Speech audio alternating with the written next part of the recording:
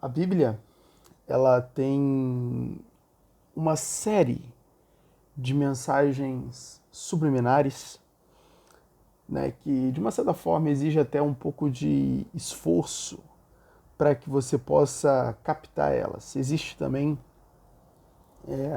uma, uma certa capacidade de ter pelo menos um básico conhecimento de como os seres humanos eles funcionam, para que você possa captar também essas entrelinhas, né? Por exemplo, sem dúvida, a história que eu mais gosto na Bíblia é a história de José. E na história de José você pega uma série, mais uma série de coisas, né, que você pode captar à medida que você vai lendo a história de José. Né? Por exemplo,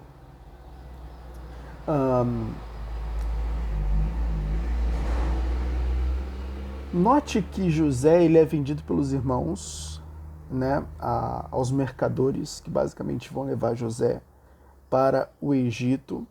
Logicamente, existe aí um desejo de Deus, né? Ou seja, a providência divina, a mão da providência divina, né? Aonde Deus, de uma certa forma, estava provendo a José os meios para que ele pudesse cumprir o seu destino, né? Lembrando que se José não fosse levado ao Egito, ele não teria meios para cumprir o seu destino, era uma parte necessária do destino dele, que era se tornar o grão-vizir do Egito, né? Que é o equivalente ao primeiro-ministro hoje, né? Ou seja, ele toma conta de tudo, enquanto o faraó ou o rei é apenas uma figura estética, não passa disso, né? Ele toma conta de toda a administração do império ou da nação, enfim, né? Ele toma conta de toda a administração.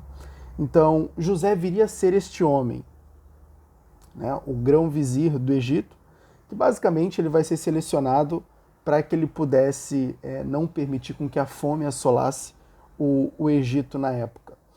E note que José foi vendido aos mercadores porque os irmãos o invejavam, correto? Mas a gente percebe que dentro de uma família grande, aonde há muito irmãos, a predileção de um pai por um filho pode gerar muitos problemas. Por quê? Porque todos os irmãos eram seres humanos e eles tinham necessidade de ser amados.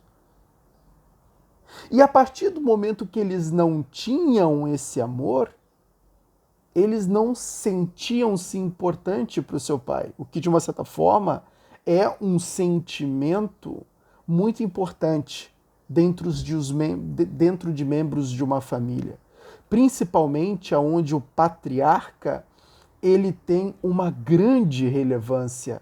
Lembrando que Jacó era Israel. Ou seja, aquele o qual aquela nação depois viria a se chamar, né? Tinha um nome o qual aquela nação viria a se chamar, e foi um nome dado por Deus, né? A partir de hoje você não se chamará mais Jacó, porém Israel, né? E de ti farei uma nação. Né? Ou seja, era o homem que ele ia dar procedência à missão de Abrão, né? Que depois se chamou Abrão. Enfim, mas né, Deus faz a promessa a Abrão, né? Ó, será que podes contar as estrelas do céu, as areias do mar? De ti eu farei nações, né? Então, Jacó ele viria para concluir, né? Essa missão que foi herança de Abraão, né? Abraão, Isaac, Jacó. E o que acontece? Dentro de uma família onde todos esses irmãos pertenciam, os outros, né, Zebulon, Naftali, eles, né, e Ruben e a companhia, eles precisavam ser amados também, assim como era José. Porém, havia um determinante ali, histórico. Olha que legal isso. Eu amo essas histórias porque elas são fantásticas. Elas te dão um entendimento muito grande. Jacó, ou Israel, ele amava Raquel, que era de todas as esposas a sua predileta, a mais amada por ele. E José e Benjamim, que eram os dois filhos mais amados de Jacó, eram filhos de Raquel. Os outros irmãos eram filhos de outras mulheres não muito amadas por Jacó. Mas José e Benjamim eram dois filhos, né, que eram de Raquel, a mais amada, né? E logicamente, esse amor que Jacó tinha pelos filhos, né, por esses dois filhos em especial, era exatamente, né, porque eles eram heranças, né, eles eram meio que, digamos, heranças de sua mãe. Né? É como se fosse um pedaço de Raquel que vivia. Entende?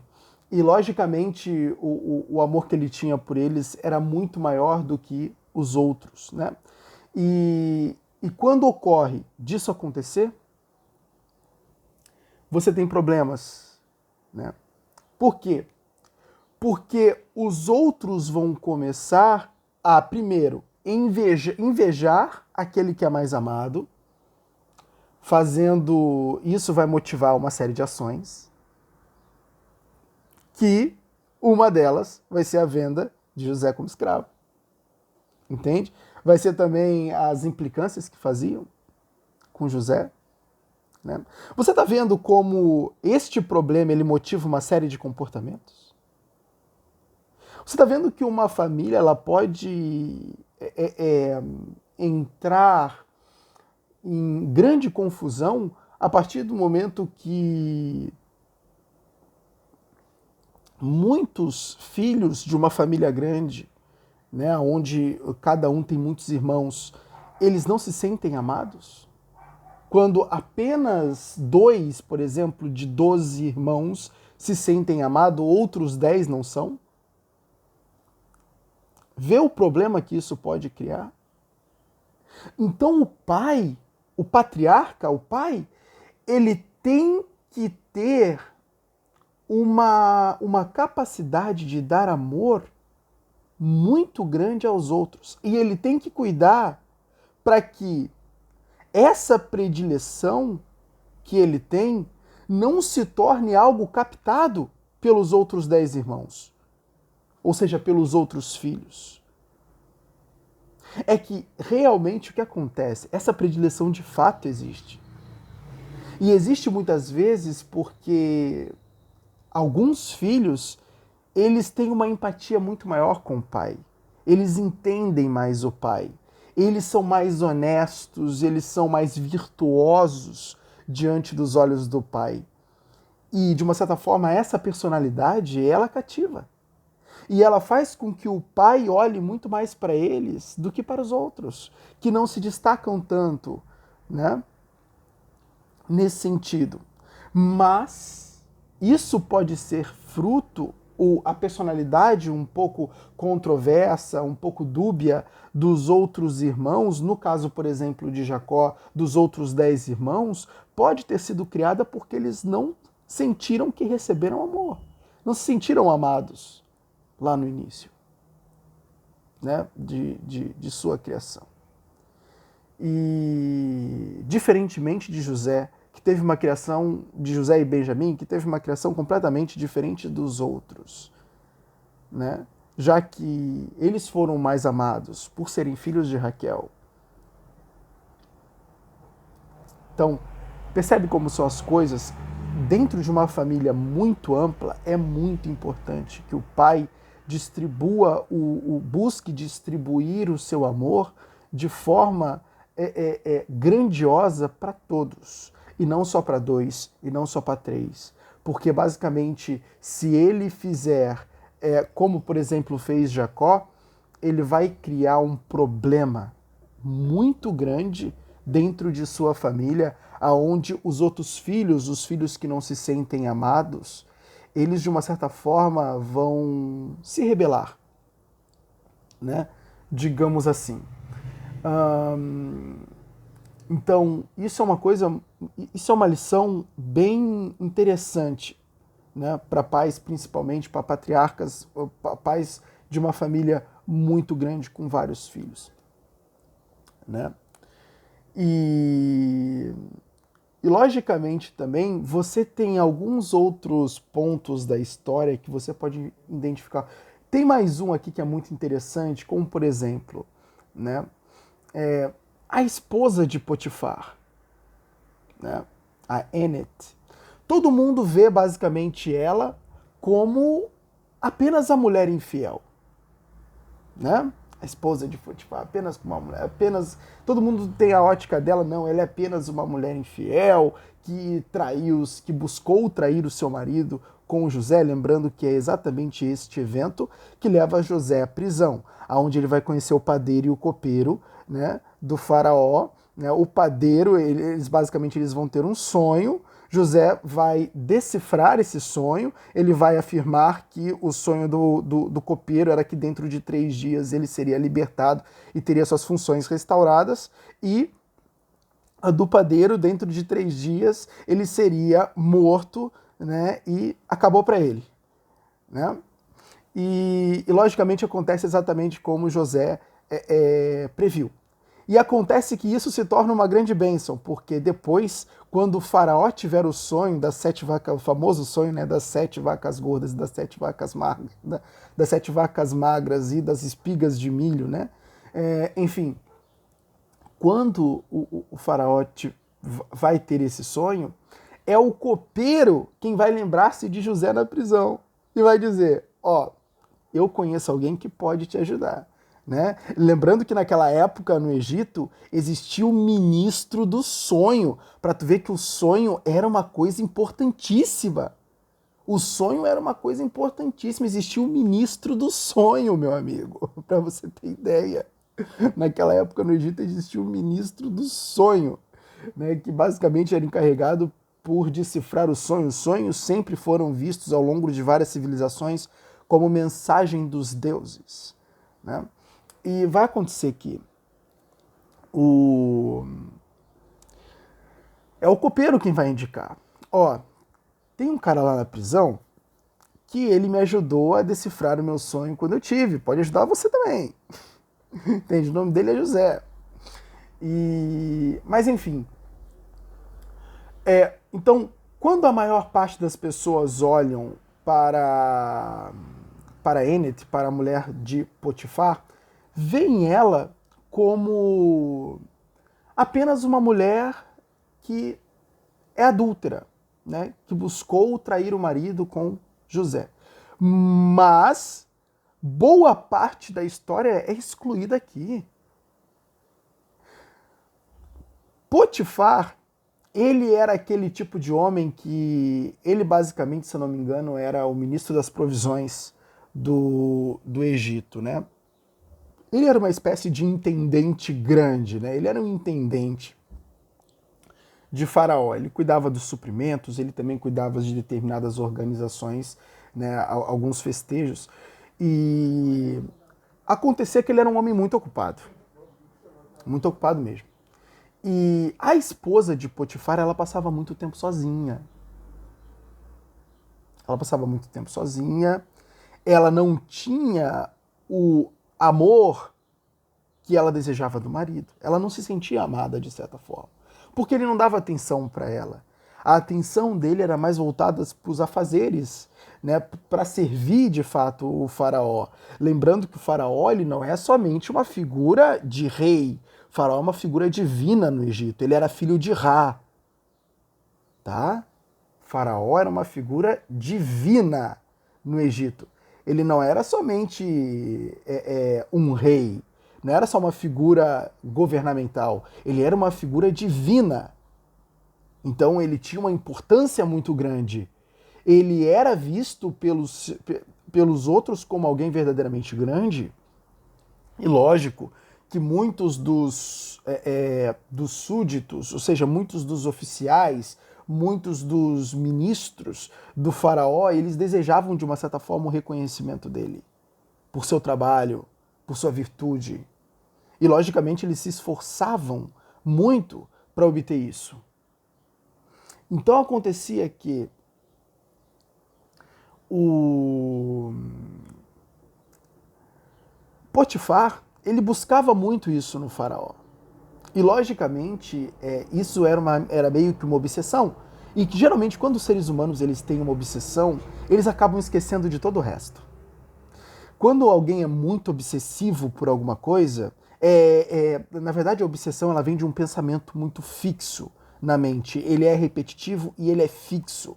Né? É como se a memória daquele indivíduo estivesse sendo lida num só ponto. Né? Ou seja, ele só tem apenas um pensamento o tempo todo, ou seja, eu preciso agradar o faraó, eu preciso cuidar bem das necessidades do faraó, eu preciso ser um bom funcionário para o faraó, eu preciso ser um bom ministro para o faraó. Então ele gira em torno somente disso. E logicamente isso fazia com que ele se esquecesse de Ennet, ele se esquecesse da sua esposa.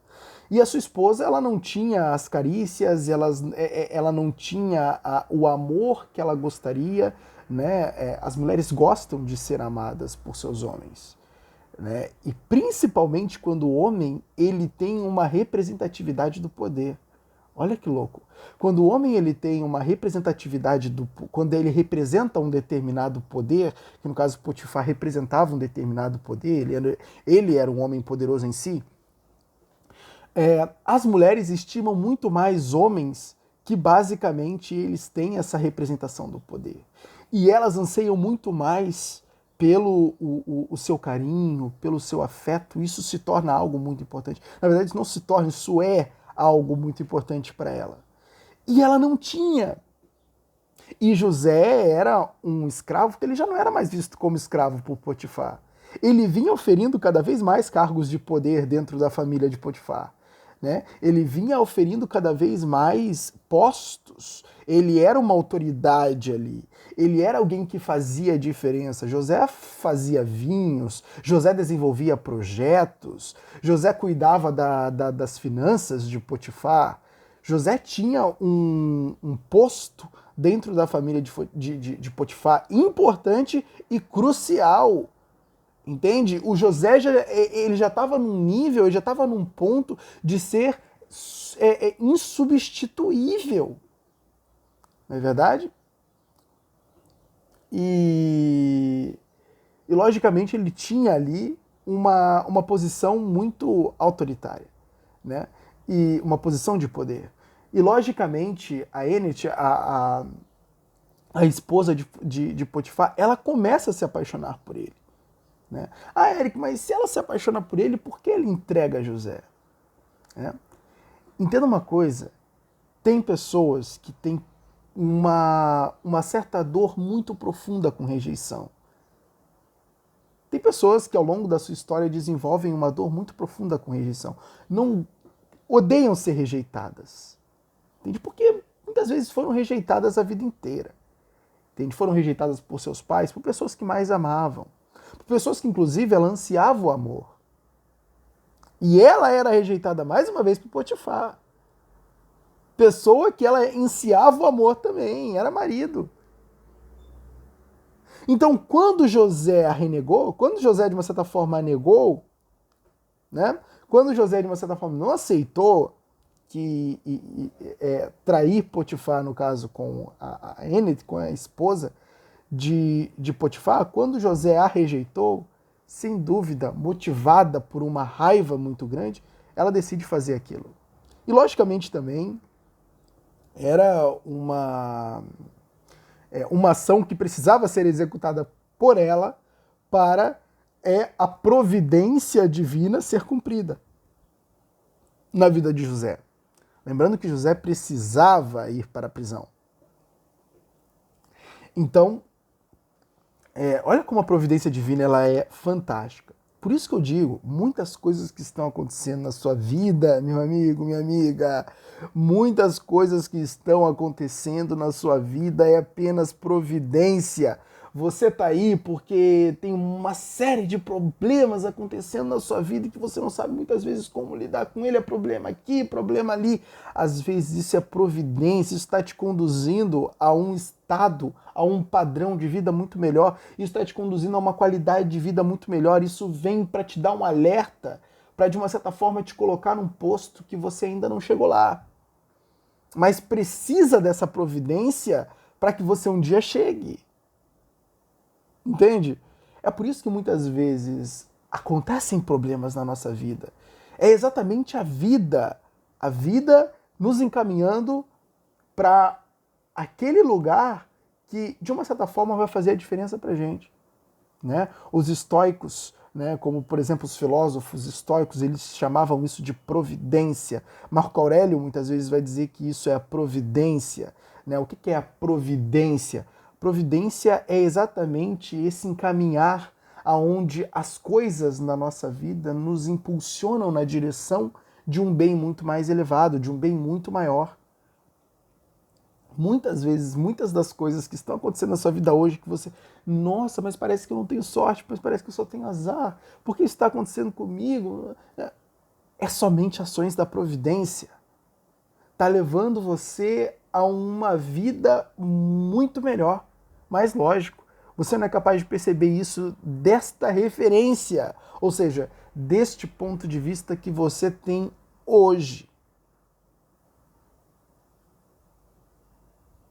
E o fato da esposa de Faraó ter se comportado da forma que se comportou, além de ser uma ação da providência, era uma ação que foi motivada por um sentimento de rejeição. Sentimento que produz raiva. E você sabe que a raiva nos faz fazer coisas, né, bem, muitas vezes até ilógicas, né? Na maioria das vezes ilógica, né? Como, por exemplo, você fingir que foi estrupada, né? Ou fingir que foi abusada, como a própria Enid fez, né? no que tange a José. E agora você percebeu, a esposa de Potifar não era somente uma mulher somente adúltera. Claro que não. Ela tinha... Havia coisas que ocorria na realidade da esposa de Potifar, né, que de uma certa forma motivou ela a se apaixonar por José. A ausência e a falta de amor que o marido lhe dava. A solidão que ela tinha e que de uma certa forma ela precisava de uma companhia, né? Companhia esta que ela percebeu em José e que era perfeita e que ela gostaria de ter, mas não tinha, porque o marido era obsessivo com o trabalho e não dava a mínima atenção para ela. Você está vendo quando o marido ele falta com a mulher, ele motiva a traição? Às vezes os maridos reclamam, minha mulher me traiu, a minha mulher me deixou. Mas peraí, meu amigo, você tem culpa. Não é? Você tem culpa aí, nesse cartório você tem culpa. Entende? Você tem culpa aí. Pense um pouquinho, qual foi a sua culpa? Você dava atenção para sua mulher? Né? Você beijava, abraçava, fazia carinho, fazia ela se sentir amada? Fazia. Fazia companhia, levava ela para sair, você fazia. Pô, meu amigo, você acabou a sua própria cova. Não é verdade? Ora, o mesmo aconteceu com o senhor Potifar. Ele cavou a sua própria cova, né? A partir do momento que ele não se manifestava, não fazia muita a questão de estar com a esposa, chegou um cara, lembrando que José não era um cara comum. Vamos botar este fato na mesa. José não era um cara comum. José era um cara amável, era um cara adorável, era um cara afetuoso, era empático, ele era capaz de perceber o sofrimento das pessoas. Entende? Contanto que quando ele escuta o sonho do padeiro na prisão, ele se desespera. Mas como eu vou falar isso para ele? Ele vai morrer daqui a 3 dias. Injustiçado. Né? Lembrando que o próprio faraó, ele já tinha um grão-vizir. José ia se tornar o grão-vizir, mas o próprio faraó já tinha um grão-vizir. Agora eu não me lembro qual era o nome dele, mas eu acho que era Cachemir, o nome desse grão-vizir do faraó. Ele tinha um grão-vizir antes de José se tornar o grão-vizir do Egito, que vai rebaixar ele. E ele era um cara protecionista, o Cachemir, né? Esse grão-vizir do faraó. Não lembro se era esse o nome dele, mas ele era um cara protecionista, tá? Eu vou falar primeiro-ministro do faraó para não cometer erros aqui. Eu esqueci o nome do antigo primeiro-ministro do faraó na época de José. Mas, claro, depois que José interpretar o sonho, é José que vai virar o grão-vizir, só para você se situar. Mas, enfim, esse grão-vizir antigo, ele fazia uma série de maracutaias para não deixar outras pessoas ganhar a atenção de Faraó, né? E esse padeiro, ele ganhava muito a atenção do Faraó. É por isso que este antigo grão-vizir, né, ele fazia uma série de maracutaias para acabar com essas pessoas que ele viam como inimigas, né? Pessoas que poderiam ameaçar o cargo dele. Ele era estimado diante do faraó, né? E ele não queria perder esta estima, a estima de faraó para cada um dos seus súdios era um ativo, né? Era legal, fazia as pessoas se sentirem amadas por um deus quando elas tinham a estima do faraó. Lembrando que o faraó era considerado um deus. E o que acontecia? Acontecia que ele fez alguma maracutaia para que o padeiro fosse assassinado e o copeiro não. O copeiro ele deixou. O copeiro já não era grandes coisas. O copeiro ele deixou. Mas o padeiro ele assassinou. Né? E o que acontecia? Né? Quando José viu isso, não, peraí, o padeiro vai morrer daqui a 3 dias. Ele não sabia como contar isso pro cara. Né? E então isso mostra a inteligência emocional de José era fantástica. Ele era empático, né? Ele também era solidário. Por que ele era solidário? Lembre-se que o mundo inteiro não tinha comida na época da miséria, né, das 7 vacas magras. O mundo inteiro ali, o mundo conhecido por eles, não tinha comida. Né? Canaã, por exemplo, a nação de Jacó, ela estava passando fome. As cisternas estavam vazias, os celeiros estavam minguados e eles precisavam comprar comida. É por isso que Jacó manda os 10 filhos, os 11 filhos, né? Os 11 filhos para conhecer o primeiro-ministro, este que estava lá trabalhando o Egito, que tinha preparado o Egito para suportar esses 7 anos de fome. Né? E era José, logicamente. É aí que José vai reconhecer os irmãos, vai ter toda aquela história muito emocionante. Mas, de qualquer modo, José, ele pensou, de uma certa forma, não só em saciar a fome do Egito, mas ele pensava em saciar a fome do mundo conhecido. Olha que fantástico isso, né? Ou seja, ele era solidário. Isso também, a solidariedade, ela parte da empatia, porque a empatia é eu me preocupar com os sentimentos do próximo, eu me preocupar com as necessidades do próximo, ou seja, de uma certa forma, eu me encarregar de entender o que o próximo está sentindo na própria pele dele. E a solidariedade é um pouco disso também. Por quê? É quando eu entendo as necessidades do outro e eu me inclino às necessidades do outro. José fez isso. Entendeu que, não é só o Egito que vai precisar de comida. Este mundo conhecido aqui vai precisar de comida. Então, basicamente, o Egito aproveitou os anos de prosperidade para estocar comida para esses outros 7 anos de problemas e de fome. E, logicamente, eles saciaram a fome do mundo conhecido ali. Né? O Egito se tornou uma referência. Né? Todo mundo ia buscar comida no Egito. O Egito era a fonte de tudo. Né? Lembrando que de todas aquelas civilizações da época e dali daquela área, o Egito era a mais poderosa delas. Tinha a Síria, que também era grande, mas o Egito era a mais poderosa. Os babilônios também viriam a ser grande civilização. Que depois vai ser os persas. Mas, de qualquer modo, ali, o José ele tinha essa personalidade muito cativante. E quando a Enid viu isso, né, isso de uma certa forma despertou a paixão. Isso de uma certa forma despertou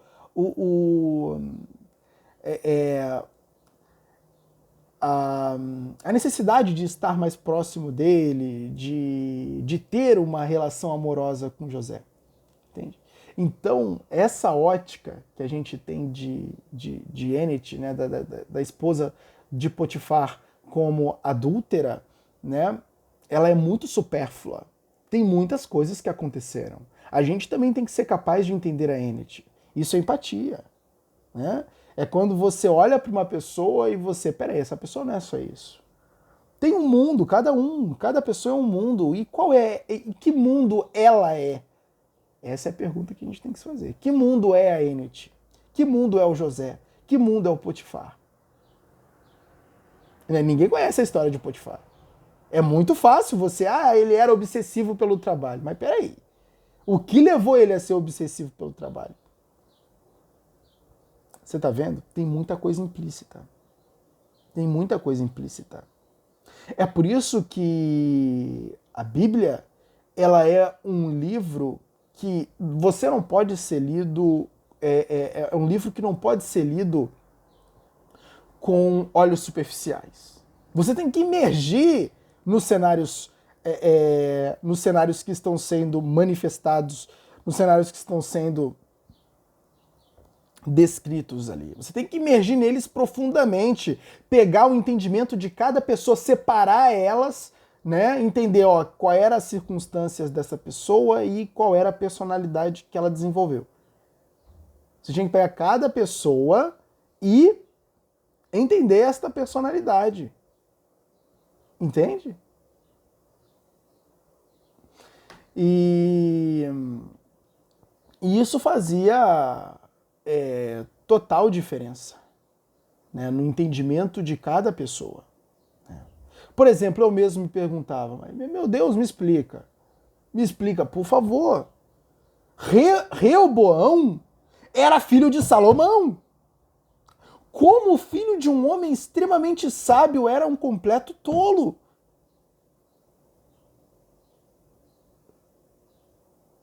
Como? Reoboão era filho de Salomão, meu amigo. Como é que ele era tão tolo assim? Sendo filho do homem mais sábio que já existiu. E aí, meu amigo, eu vi quando eu percebi uma coisa. Mas peraí. A rainha de Sabá, ela veio lá da Etiópia para ter aconselhamento de Salomão. Rainha de Sabá. Ela veio lá da Etiópia, lá do sul, né? Israel fica um pouco mais à frente, né? Um pouquinho ali fica no litoral do Médio Oriente, né? E você lá no sul vai ter a Etiópia. Bem lá no sul mesmo. Bem lá no sul mesmo. E como é que a rainha de Sabá se deslocou tanto, lembrando que naquela época as condições de viagem não eram grande coisa, como a rainha de Sabá se deslocou tanto assim só para ir ter aconselhamento de Salomão? Porque ela tinha sede por aprender, ela tinha desejo por saber mais, ela queria conhecer este homem que era tão falado, né, por outros e reconhecido como um grande sábio. Já o filho não se interessou por isso e, logicamente, também eu acho que Salomão era tipo um Potifar com um filho. Ele era muito obcecado pelas construções, né? Ele era muito obcecado pelo que ele fazia e ele era rei também, né? Reis eram ocupados por natureza, né? Reis, imperadores, mas figuras de poder.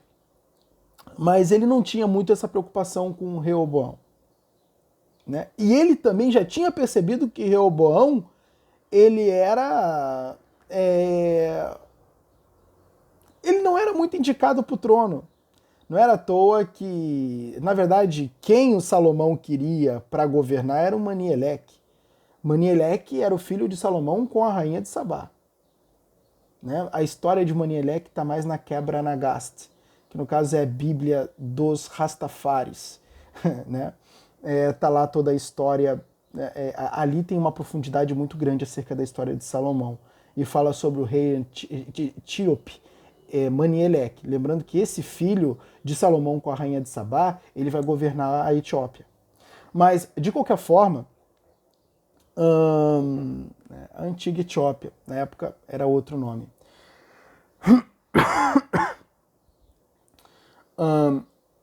Mas, de qualquer forma, olha como tem coisas extremamente implícitas que elas precisam ser entendidas. Então a gente precisa mergulhar no universo de cada personagem bíblico. A gente precisa mergulhar no universo de cada um deles, entender que cada um deles é um mundo e que basicamente você tem que desvendar cada um para entender profundamente, né, o que os formaram, quais são os traços de suas personalidades, o que os levam a fazer o que fazem, né? Nossa, sem dúvidas, isso te dá um entendimento muito grande. Mas a Bíblia ela é um poço de conhecimento. Ela é um poço de conhecimento. E você pode entender muitas coisas e pode,